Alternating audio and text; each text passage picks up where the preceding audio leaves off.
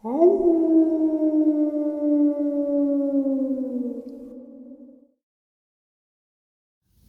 and salutations, everyone, and welcome to today's bonus upload. Before we jump into it, a couple links. As you know, I rely on Patreon, PayPal, and the merch to help the channel to continue to grow and go. Links to Patreon and PayPal are in the description below. The merch is displayed directly under the video. Also, Dogman Frightening Encounters Volume 1 through 3, the audiobook versions. They were written and researched by Tom Lyons, narrated and produced by me, Jeff Nadolny. Those audiobooks are available on Audible, Amazon, and iTunes, the links to which are also in the description as well. And finally, last but definitely not least, if you'd really like to help support this channel to continue to grow and go, simply subscribe. It doesn't cost you a cent. Click that like button. It takes half a second. If you don't want to miss out on any of the informative and exciting uploads I put out daily, click that bell icon and please leave a comment. Why? Well, because all these things, they really do help this channel to continue to grow and go. And folks, they do matter. Now, everyone, I have taken far too much of your time. Let's get on with today's upload. Shall we? Today's first encounter. Back 36 years ago, my dad had been a Marine. He was a tough guy. He started taking me hunting at 7 years old. I had killed my first deer at 9. By the time I was 12, I was hunting by myself. I'd loved deer hunting. I would bow hunt, rifle hunt, then I moved on to dog hunting, never missing it. I was 16 when this happened in Louisiana. It was the 1985 deer season opening weekend of rifle season. And it was going to be cold and high winds blowing. I told my mom I was going to go to the old Rock Creek stand for an early morning hunt, and she tried to talk me out of it because of how bad the weather would be. But I said I can't miss opening day. I made it to my spot and parked my truck well before daylight and started the walk into my stand that was 2 miles away. I made it to my climbing stand before daylight and settled down waiting for dawn. It was cold, like bone cold, and the wind was blowing 35 to 40 miles an hour. I sat in my stand for an hour and a half past daylight when I thought to myself, I'm freezing. I can't stay out here any longer. But I didn't want to miss opening day. I wanted to bring home a nice buck to impress my dad. So I decided I would walk toward the creek, which was another 2 miles away. Hit the creek and follow it to the old duck pond. I got down and started my slow, still hunt. It would take me about 30-35 minutes to make this walk, but still hunting is slower, so I'd say 50 to 60 minutes. I got off my stand at around 7:30, adding the 60-minute walk, and this encounter happened between 8:30 and 9 a.m. I believe the very high winds and walking through the old bluff made it to where I could not be seen or smelled. I had made it almost to the creek and had seen nothing. It was like nothing was out in this weather. The wind was howling, but there was no other sounds. I kept thinking to myself, even the animals are smarter than you. Just before I got to the creek, there's this old bluff, and I walked down into that draw and started walking up to the creek. As I stepped onto the top of that draw and looked down at the creek, I saw something sitting on the other side of the creek about 20-25 feet from me. My first thought, oh man, it's a bear. But then it quickly stood up on 2 legs and was looking right at me. My mind was trying to process what exactly it was that I was seeing. The creature looked confused, and its mouth started to open and close. It had a large mouth. It was clenching its hands, opening and closing them, flipping its hands oddly, and it was covered in brown to light brown fur everywhere except for its face and the sides of its legs between the hips and knees. The face was a light color, and its skin looked old and sun-dried. It had a large, flat nose, a thick brow line, and it had human-like appearance, but it was not a human. It wasn't an ape or a bear either. It started to look all around, and then turned and started to walk away from me. It would turn its shoulder and its head to look at me as it was walking away. I had my .30-30 rifle in my hands and my .357 Magnum in my holster on my side, and I never not once thought about shooting this thing. I quickly turned and started down the old draw, and by the time I was down there, this weird, loud noise started up all around me. At the time, I had no idea what the sounds were, and I was panicked. I now know the sounds were tree knocks, and there isn't any way of knowing how many creatures there were. But by the tree knock sounds that were coming from everywhere, they were all around me. I had 4 miles to make it back to my truck, and I remember I was scared, real scared. This thing could have snapped me in half. I knew if it came after me, my 30-30 would kill it, but it wouldn't stop it from reaching me, and it would die long after. It had already killed me because I didn't have the knockdown power to stop it. I kept thinking the whole way out, it's right behind you. It's going to grab you. But in truth, nothing followed me that I had seen. I would run until my lungs felt like they were going to burst from the cold, and then I would stop and slow walk, trying to catch my breath before running again. I made it back to my truck, got in, and drove away. I had to stop some miles down the road because I was shaking so bad I couldn't drive. That moment gave me PTSD for a long time. It was over a year before I went back into the woods, and I didn't go before daylight. When I finally did go back, I would be in my tree stand and see something off in the distance, and begin to sweat, only to see that there was nothing there. I was traumatized, but I never understood why. The creature didn't attack me. It wasn't even threatening to me. Back then, there wasn't any help for PTSD. I didn't go and see a doctor. My dad was in Vietnam, and I talked to him, and he told me things he saw in the war had given him PTSD as well. But he was told PTSD was an outward expression of an internal struggle, and with family support, I would get over it, and I did. I then started wanting to see this creature again, and I just knew that one day I'd get my chance. I never did. 36 years of hunting, camping, and fishing the swamps and lakes of Louisiana, and I've not seen so much as a track. When I went back hunting, I kept my 30-30 at home and used a 300 Magnum for a long time. And then I went to the 270 rifle after seeing what a 300 Magnum did to a deer I was hunting. Too big of a rifle for deer, not big enough for a Sasquatch. I wasn't hunting this creature. The larger rifle was more for my feeling safer. I wouldn't shoot this creature unless it was a life or death situation. Well, that's my experience. Take it or leave it. Either way is fine by me. I'm not trying to convince anyone that Bigfoot's real. I'm just telling you guys my story. I swear what I just wrote is true, and to the best of my memory. I have no reason to lie or make up such a story, and I've not told this story for 35 years. It has been such a relief to finally tell what happened to me on that deer hunting trip. A second encounter. This encounter occurred on February 2nd, 2016, between 5 and 8 p.m. in Pullman, Washington. I was living in Pullman, working and completing graduate degrees at Washington State University. I know the exact date because I have a habit/hobby of writing bad poetry. And so when some phrase pops into my head that I want to write down, I jot it in the notes on my phone. That day I wrote, and this is true, I'm afraid to walk alone, afraid I'll meet the devil on the road. Until writing this, I had honestly forgotten about this strange detail of the story, which in retrospect is probably the least explainable aspect, as it implies the encounter was somehow more than coincidental. Pullman is a small college town that is extremely walkable. For anyone who may be hearing this is familiar with the area, I commuted on foot daily from Lamont Street to Military Hill, down the walking/biking path, and up College Hill via Stadium Way, mostly to campus.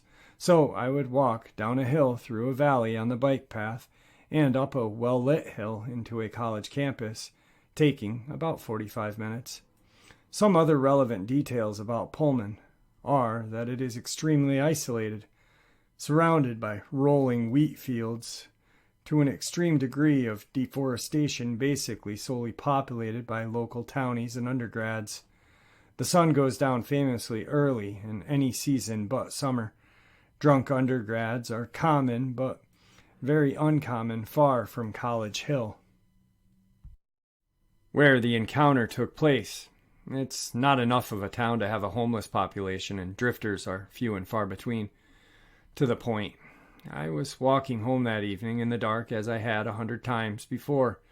Upon reaching the nearly base of the street that I lived on, where the bike path would lead up to a nearby road, Grand Ave, I saw the form of a humanoid crouched in the path ahead.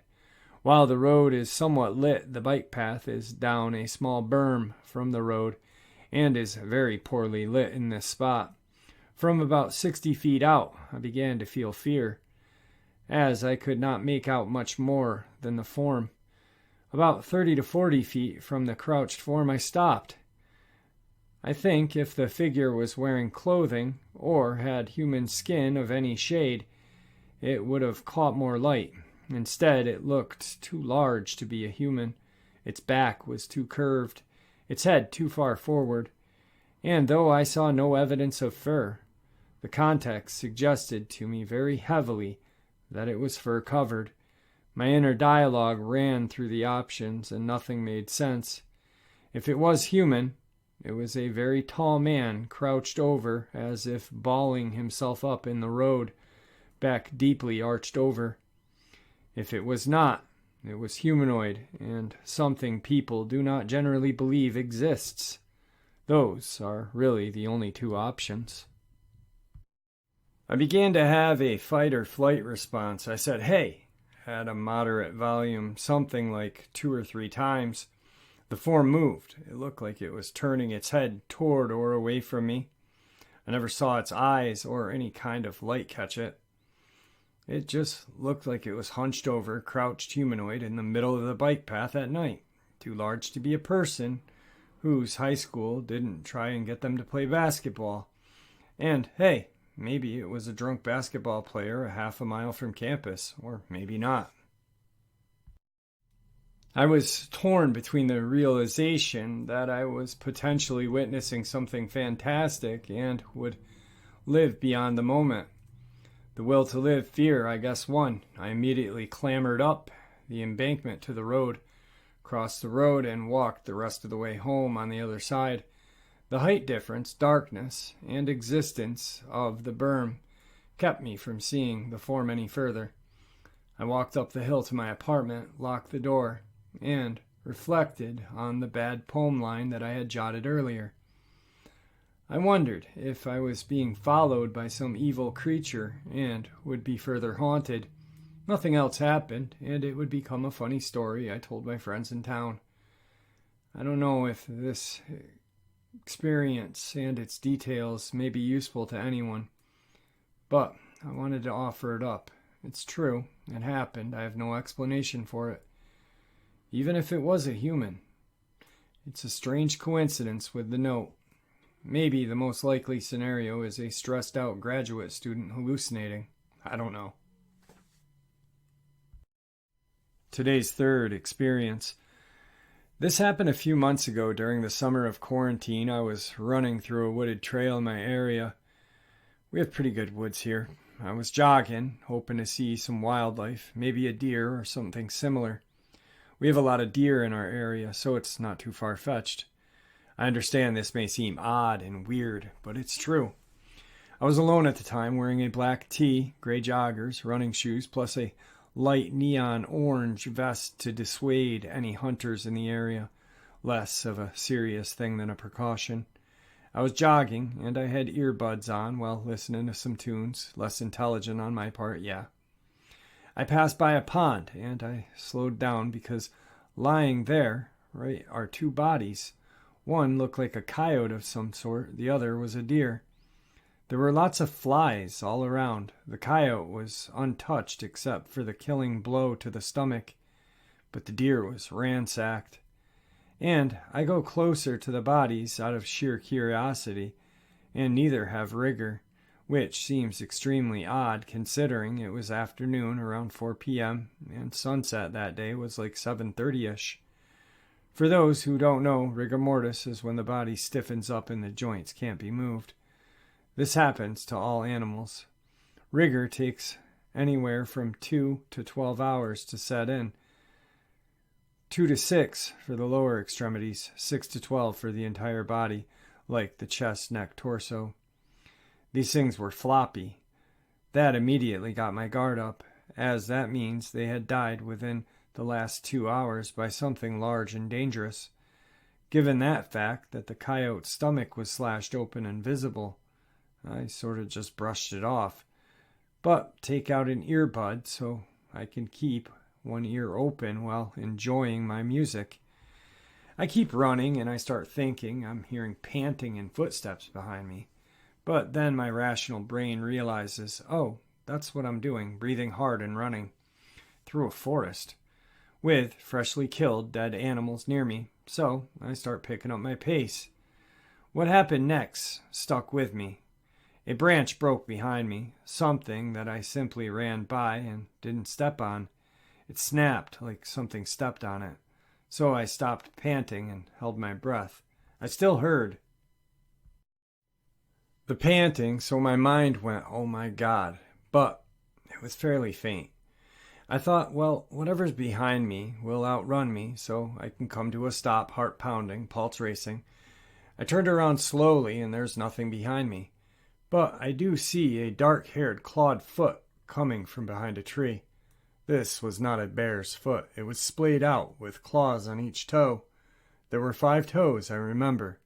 It was also larger than my foot. I'm an American-sized 11 men's. I whip around and start sprinting. I hear whatever it was start to run too. I get to the end of the path, near a main road with cars going down it. I get to the edge and turn around. There it is. Some sort of dog-like, wolf-like man. Had no tail, and it was on all 4s, with very dark brown, maybe black hair. The ears were straight up like a Doberman's. The eyes were yellow. The animal was very muscular, in general. Not super toned, but like naturally toned. I could see the muscles on it. It reared up on its hind legs, and this creature was way over my head. I'm 5'11". It was probably 7.5 feet tall. I'm almost certain this was a werewolf or a lichen/dogman. I'm from the Northeast, Maine, New Hampshire, Massachusetts, Vermont area. Today's 4th experience. This one's a doozy, and it still bothers me to this day. I was in high school at the time, and it was around 1 a.m. on a Saturday night. Me and my best friend were just hanging, playing some League at the crib, when we get a call from our other friend who was too drunk at a party and needed to get picked up. Whatever, we are sober, and he's gotten us before, so we set out. We pick him up and throw him in the back seat and begin our journey home. We live kind of out in the country, so it's a bit foggy and no other cars are on the road. When all of a sudden, as we come around this turn, we see this animal thing. A ball of reddish-brown fur just hunched over in a ditch on the side of the road. I thought it was maybe an injured bear or big-ass wolf, so I slowed down to a creep and blast my high beams. This thing proceeds to turn its head and look straight at us, beady little red eyes, pointed ears, and a snout a lot like a wolf. I can't look away from this thing, as our drunken friend is rolling around in the back completely unaware. This thing then stands up on its hind legs and turns to face us. Looks like a werewolf/vampire mix, fangs poking out of its mouth, long pointed ears, covered in long reddish-brown fur that's thinner on its chest than its midsection. It's taller than the street sign that's next to it in the ditch, easily 8 to 9 feet. It's lanky as hell, but still I can see some muscle definition. And it's just staring at us. I glance over at my buddy in the passenger seat, and he's sunken way down, shaking, just saying, "Drive, drive, drive, dude, please drive. Jake, please, drive." I turn my head back to decide if I'm going to have to run this thing over.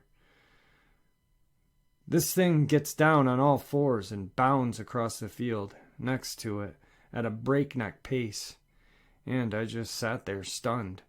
snap out of it and drive home, questioning if I go on to be one of those crazy Bigfoot people and spend the rest of my life hunting these things. Nobody ever believes me when I tell them the story, but I can still call my buddy up and ask, WTF did we see that night, dude? And he immediately knows what I'm talking about, so yeah. And now I spend 90% of my time in the forest and outdoors for my job, always knowing that crap like that really does exist out here. All right, folks, I hope you all enjoyed tonight's bonus as much as I enjoyed sharing it with you. We are coming that much closer to the pinnacle of my week, Saturday Nightmares live. Man, I just look forward to it every week. Sunday morning, I wake up and I'm like, man, I can't wait until next Saturday. Anyway, guys, thank you for supporting this channel. Stay safe, happy, healthy, ever vigilant, keeping an eye on your pets, your children, your loved ones. God bless.